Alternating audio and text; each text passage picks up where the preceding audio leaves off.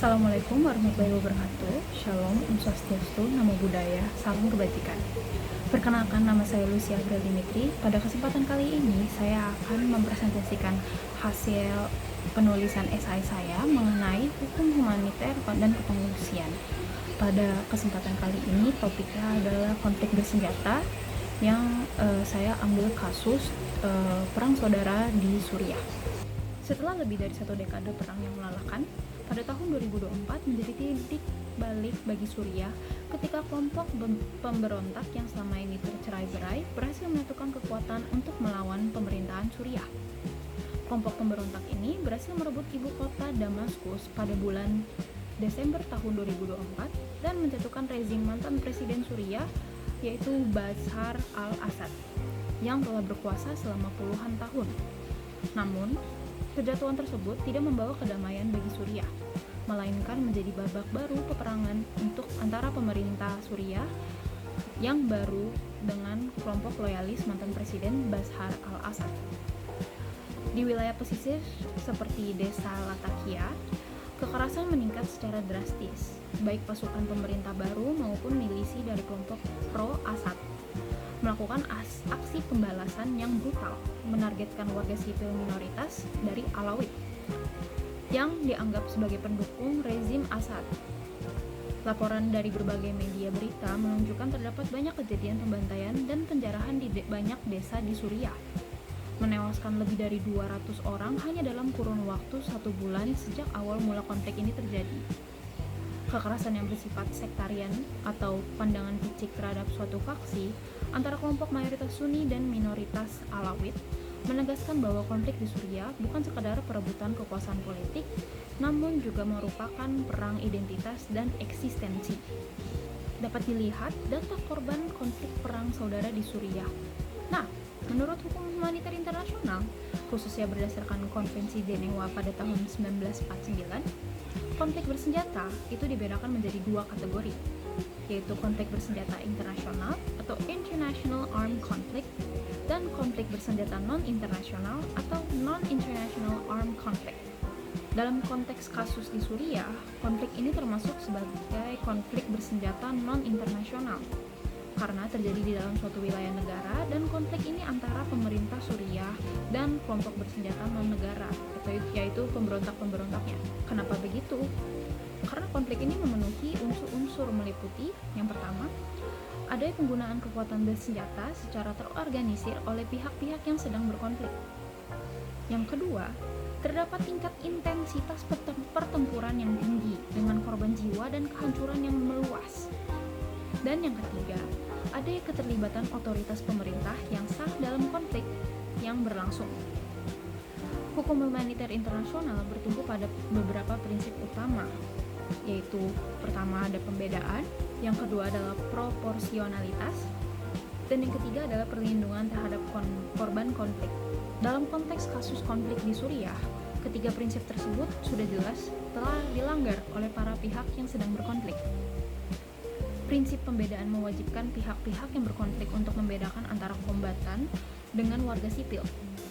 Dalam kasus ini, garis pembeda tersebut sudah kabur, di mana pemberontak dalam konflik ini sudah jelas tidak akan mengenakan seragam militer, yang mana biasanya menjadi pembeda antara kombatan dan warga sipil. Karena kombatan pasti menggunakan seragam atau pembeda ciri khasnya masing-masing, seperti contohnya seragam. Bisa saja juga warga sipil membawa atau menggunakan senjata untuk melindungi dirinya sendiri atau keluarganya, sehingga semakin sulitlah untuk membedakan yang mana yang merupakan warga sipil dan yang mana yang bukan warga sipil. Akibatnya, banyak serangan dilakukan tanpa diferensiasi yang jelas, menyebabkan korban sipil dalam jumlah yang besar. Hal ini sudah jelas melanggar ketentuan dalam Protokol Tambahan 2 Konvensi Jenewa tahun 1977 pasal 13 yang melarang adanya serangan terhadap pemukiman warga karena warga sipil tidak boleh menjadi objek serangan. Serangan militer juga harus proporsional dengan potensi kerugian pada warga dan objek sipil terhadap keuntungan militer yang ingin dicapai. Dalam hal kasus konflik Suriah, sering terjadi serangan militer yang menargetkan daerah dengan kepadatan penduduk tinggi, seperti pemukiman warga sipil, rumah sakit, dan juga fasilitas lainnya. Contohnya, pada rezim mantan Presiden Assad dan sekutunya dilaporkan telah melakukan pemboman terhadap rumah sakit dan kawasan sipil tanpa pembenaran militer yang memadai, yang menyebabkan banyak korban sipil dan kerusakan infrastruktur vital. Sedangkan kelompok pemberontak juga menggunakan kawasan sipil sebagai tempat beroperasi yang semakin memperumit penerapan prinsip proporsionalitas ini. Dan tentu saja hal ini melanggar prinsip perlindungan terhadap korban konflik, yang mana pihak yang berkonflik juga tidak memadai untuk melindungi warga sipil dari kekerasan, termasuk pembantaian massal, penjarahan, dan serangan terhadap fasilitas sipil. Secara normatif, konflik bersenjata di Suriah jelas melanggar hukum internasional, yaitu Konvensi Jenewa yang keempat dan Protokol Tambahan kedua tahun 1977. Konvensi Jenewa itu terdiri dari 4 perjanjian internasional sebagai landasan utama untuk melindungi korban konflik bersenjata. Masing-masing konvensinya, yang pertama itu mengatur mengenai perlindungan terhadap anggota angkatan bersenjata, yang kedua adalah anggota angkatan laut, ketiga adalah tahanan perang, dan yang keempat adalah penduduk sipil. Dalam konteks kasus ini, ketentuan Konvensi Jenewa 1949 yang keempat jelas telah dilanggar karena adanya perbuatan seperti pembunuhan, penyiksaan, dan perlakuan tidak manusiawi terhadap warga sipil yang dilakukan oleh pemerintah Suriah dan juga para pemberontak ya. Dalam Protokol Tambahan 2 tahun 1977 juga diatur dengan jelas dalam pasal-pasalnya mengenai perlindungan terhadap warga sipil. Di antaranya adalah pasal 4 yang mengatur mengenai perlindungan terhadap mereka yang tidak ikut serta atau tidak lagi ikut serta dalam permusuhan, pasal 13 yang melarang serangan terhadap penduduk sipil, dan pasal 14 sampai dengan pasal 17 yang mengatur mengenai perlindungan terhadap objek-objek sipil seperti rumah sakit, persediaan makanan, hingga tempat beribadah.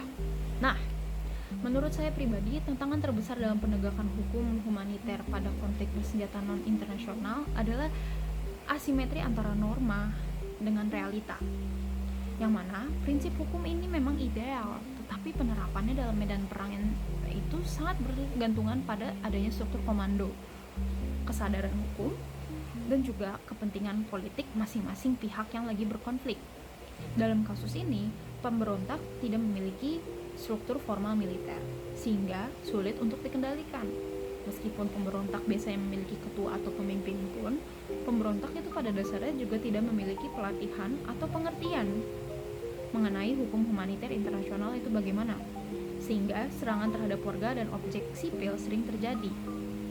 Pemerintah Suriah yang seharusnya juga menjadi contoh justru melakukan pelanggaran tersebut dengan alasan stabilitas nasional, sehingga para pihak yang sedang berkonflik ya jadinya saling menjustifikasi kekerasan yang mereka sedang lakukan sebagai alasan untuk balas dendam dan lain-lain. Dalam situasi konflik seperti di Suriah, menurut saya dalam situasi transisi dari pasca rezim otoriter, hukum humaniter ini harusnya ditempatkan bukan hanya sebagai alat penghukuman, namun juga sebagai alat rekonsiliasi nasional.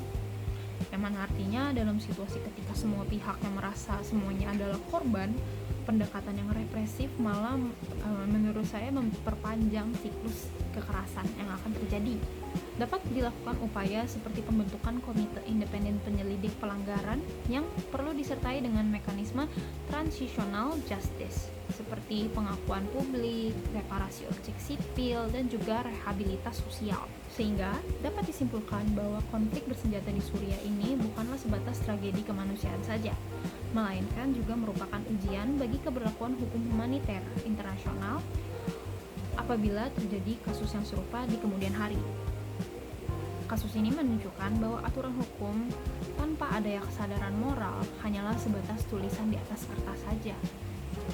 Sehingga, menurut saya, hukum humaniter internasional seharusnya tidak berhenti pada konsep perlindungan korban saja, melainkan dapat menjadi fondasi untuk membangun kembali masyarakat pasca perang yang adil dan juga manusiawi. Konflik perang saudara Suriah ini menjadi pelajaran juga bahwa kekuasaan yang dibangun di atas kekerasan akan selalu runtuh. Sedangkan perdamaian yang dibangun atas dasar keadilan dan kemanusiaan tetap akan lebih bertahan. Sekian saja presentasi dari saya. Kurang lebih mohon maaf. Assalamualaikum warahmatullahi wabarakatuh. Terima kasih.